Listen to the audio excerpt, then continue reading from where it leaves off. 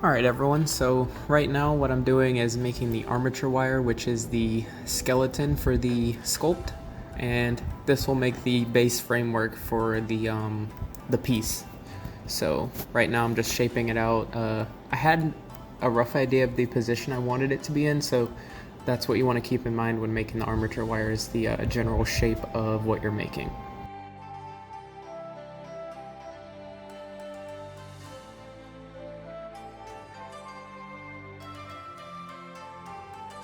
So here I'm just bulking it out a little bit with a initial layer of clay, which is the Super Sculpty polymer.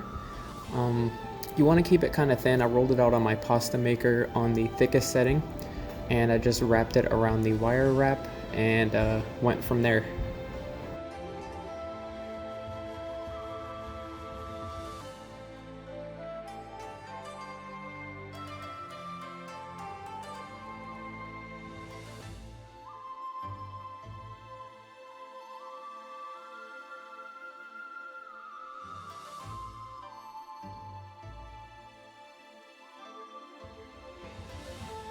And one thing to keep in mind when you're doing this is to not make the initial wrap too bulky, because if you're making a slimmer piece like I am right now, you're gonna end up adding another layer on top of this. When you add details, it's gonna make it look even more filled.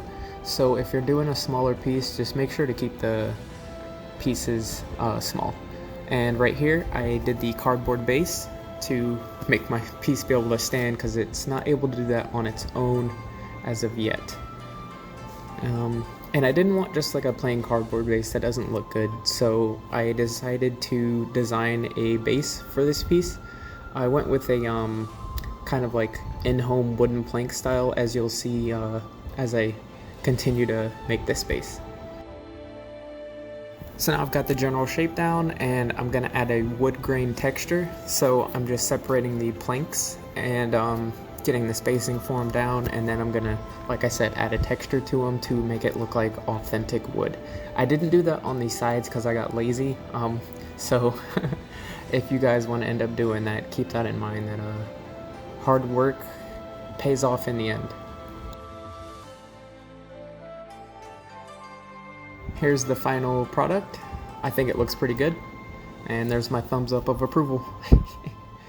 Alright, so now looks like I'm gonna start adding more details to the body. So getting the musculature down, so adding muscle definition to the calves, the thighs and the butt and whatnot. Just really filling out the piece and making it look like it's an authentic person.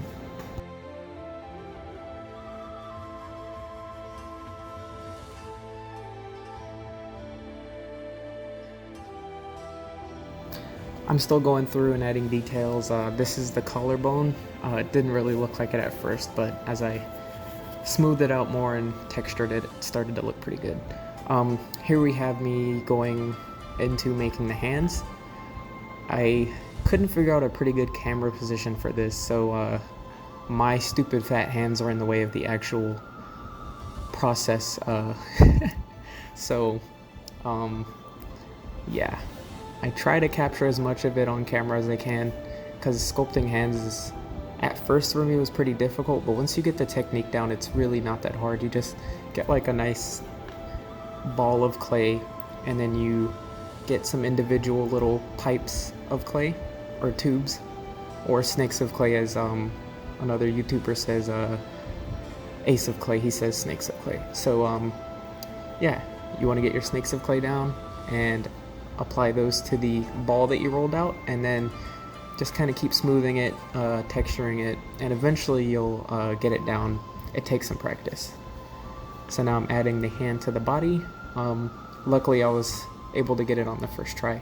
Now this this little glue thing you're seeing on the screen is called Bacon Bond, and that really helps to solidify the clay and keep it all stuck together when you're doing two different pieces. Now we're getting into making the clothing for this piece, because it's not just going to be a naked woman. So right now I'm adding a tattered edge to the bottom of the dress to make it, you know, give it another level of detail. Otherwise it's just going to be a plain dress that's kind of flowing. and I wanted it to be kind of like torn up and old looking, so that's why I went with this look for this piece.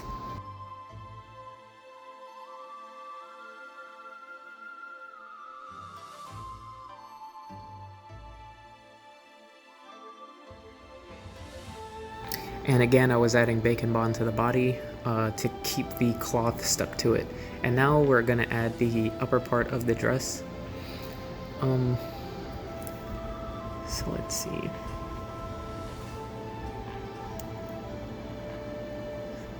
Still just doing cloth details, really filling out the piece and making it, you know, come together nicely.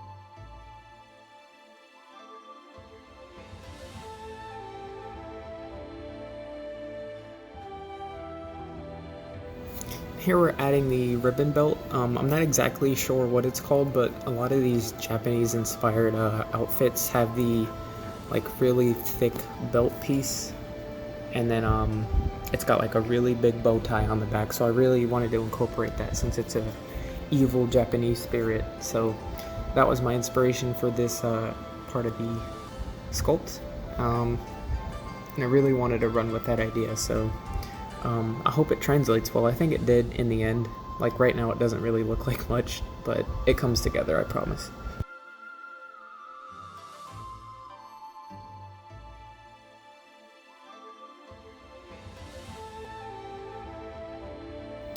Now we're starting the sleeves. This was a little tricky to get down, but once you get the technique, it isn't super hard. You're just kind of blending the top cloth part in with the arm to make it look like it's all one piece, but it isn't. Only the sculptor themselves would know that. So it gives the illusion that it's cloth over an arm, but it actually isn't. So that's what I did there. We're still going through and adding details here and there throughout the piece, just to make it, you know, look even more detailed. And right here I rolled out a thin snake of clay to create like a wrap around the belt to make it look even more authentic. And then I'm gonna add a little bow in the front. So it's got the big bow in the back and then like a little one on the front.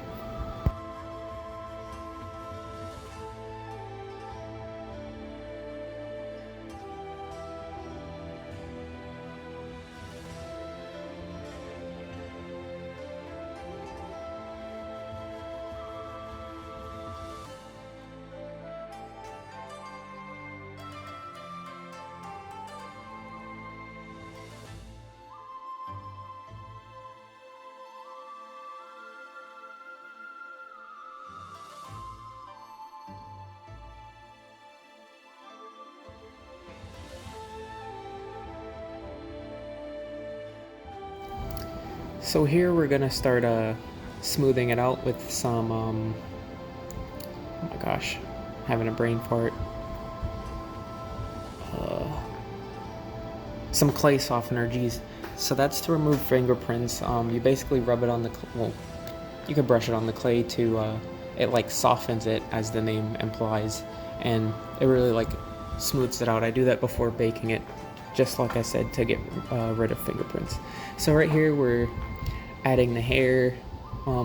At first it looks like a pile of just clay threw on top, but we're going to texturize it and make it actually look like hair.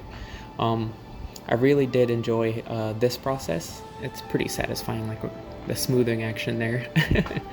So you just want to make it all look like one whole piece at first, and then you're going to start breaking it down into separate looking strands of hair.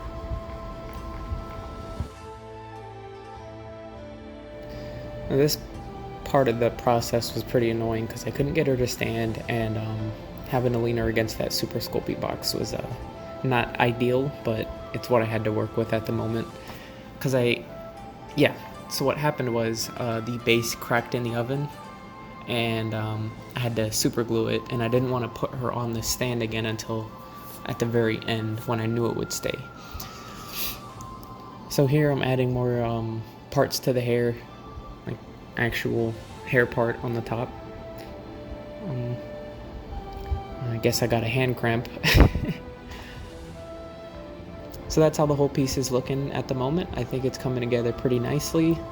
I know I end up changing the hair, and I'm pretty sure I changed the whole head too. We're gonna see that in a second. She's not gonna have a head, and that's because I decided to, yep, there it is. She doesn't have a head now, and on the right you can see that there's the remainder of what was left of the hair. So I decided to remake the whole head because I didn't like the shape. And when you're making a personal project like this, you want it to be perfect. So that's the reason I removed the head, and I decided to remake the head and mask and all. And there's the new head. I reshaped the hair and trimmed it a little bit to make it look even more authentic. I think it turned out really well. Off camera I sculpted some feet and toes and some ankle bones, as you can see on camera now. Main focus is the mask that I was working on. So I decided to just go with the flat mask, and then I'm gonna apply it to the face. Trying to make sure my hands weren't in the way. Right now I'm just working on the mouth area, chipping away at that space, and then I'm gonna flatten it, and then I'm gonna put a ball stylus. There it is. So now it looks nice and smooth. Pretty big grin too. So I was really happy with how the mask ended up turning out. I probably would have made it just a touch bigger, but that's my only gripe with that. Other than that, it was a pretty smooth process, and I was happy with the final product.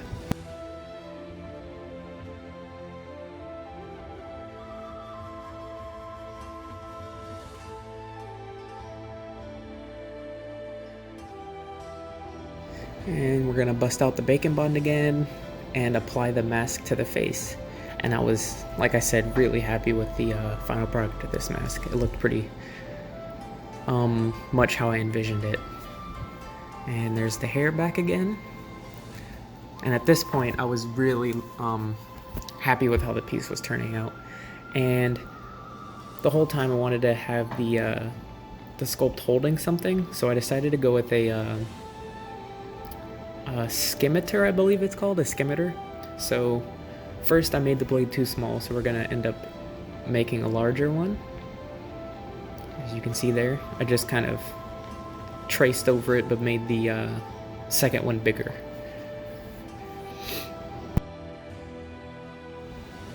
So now that that's all baked, I didn't record that part, but I added a wrap on the Scimitar. So you can see that on camera now. There's like a wrap under the blade. So that's just another level of added detail. And for this hand, I wanted to make sure to keep my hands out of the way, so I tried to do that as best as possible while still accurately sculpting the hand itself. So this is how I explained it earlier. You just roll out a bowl, get your snakes, and then apply them in the appropriate positioning to where fingers would be. And after a little practice, anyone can get it down. It's not super hard.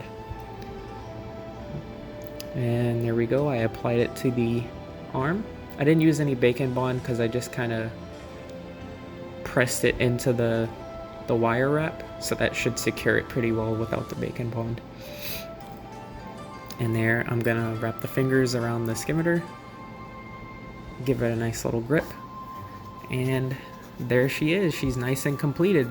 Now we have to paint it, obviously. So there I busted out the pale gray paint, and I'm just gonna go over all of this skin with that.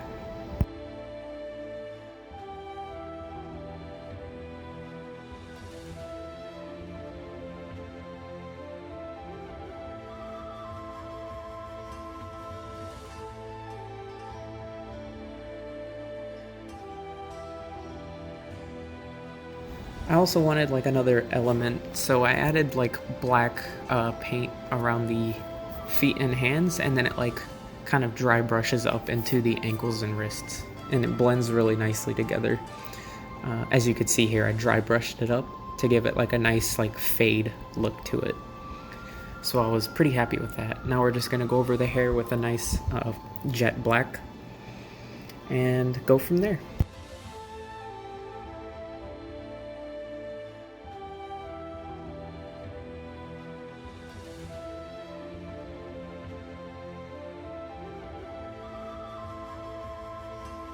And getting in all these nooks and crannies with this paint's a little stressful. Especially with, using such a fine tip paintbrush. You don't want to mess up any of your hard work. So I decided to go with a kind of navy blue color for the dress, or I guess you would call it a kimono. I was on the fence about whether I wanted to do white or black, and I felt like black was too much since the hair is already all black and then the feet and hands would be black. So doing the dress in black too just would have been too much. So I decided to go with like a dark blue color, and I'm just gonna apply that to the dress in full. This part I was really looking forward to was painting the mask, and I already knew the whole time I wanted to do it in red, so we're gonna apply the red paint to the mask, give it a nice even coat. And the reason I wanted it to be red was all the other colors would be like of a darker color, and I wanted the mask to kind of stand out compared to everything else. So that's why I did that. And off camera I painted the mouth black, the eye holes black, and then the teeth and horns I painted a gold color. And here I'm adding a silver sheen to the Scimitar's blade to give it like a nice metallic look.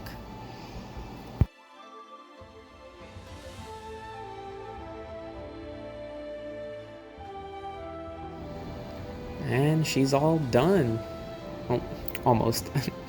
We're gonna dry brush a little bit over the whole surface just to add another level of detail.